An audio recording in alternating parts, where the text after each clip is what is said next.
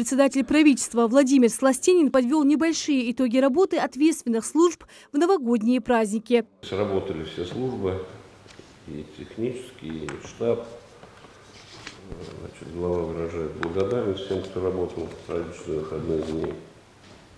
Хотелось бы отметить и сказать слова благодарности всем, кто участвовал в проведении праздничных мероприятий 1, 2, 3 числа.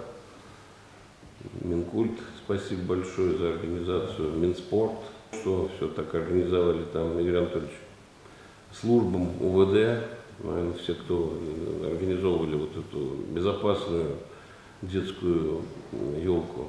Все новогодние выходные в Ингушетии работал оперативный штаб при правительстве республики. Звонки от жителей региона, специалисты водоканала, «Газпрома» и МРСК начали принимать с 30 декабря. Специальные группы старались оперативно реагировать на возникающие вопросы. На сегодняшний день 66 обращений было связано с газоэлектроводоснабжением. Основные проблемы у нас были по воде, 2-3 аварии крупных были на магистрали, несколько отключений было по данному вопросу. По сравнению с прошлым годом обращений было раза в 2 больше. Но таких оперативных, сильных аварий, мощных не осталось. Практически газ, вода и свет сегодня существуют. Аварийные бригады отработали в нормативном порядке полностью все аварии.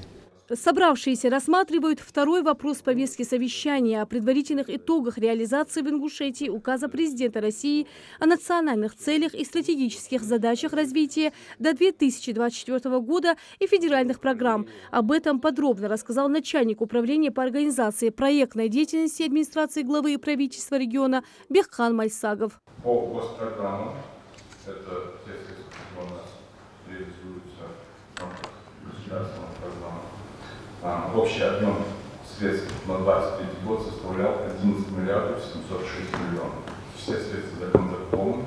Кассовое исполнение 11 миллиардов 194 миллиона. Это 99%. В Ингушетии на текущий год запланировано ряд важных мероприятий. О планах региона на совещании рассказали вице-премьеры. В республике и дальше продолжит повышать качество жизни, открывать современные объекты образования, здравоохранения и культуры. Рина Цичоева, Магомед Шаухалов, Новости 24.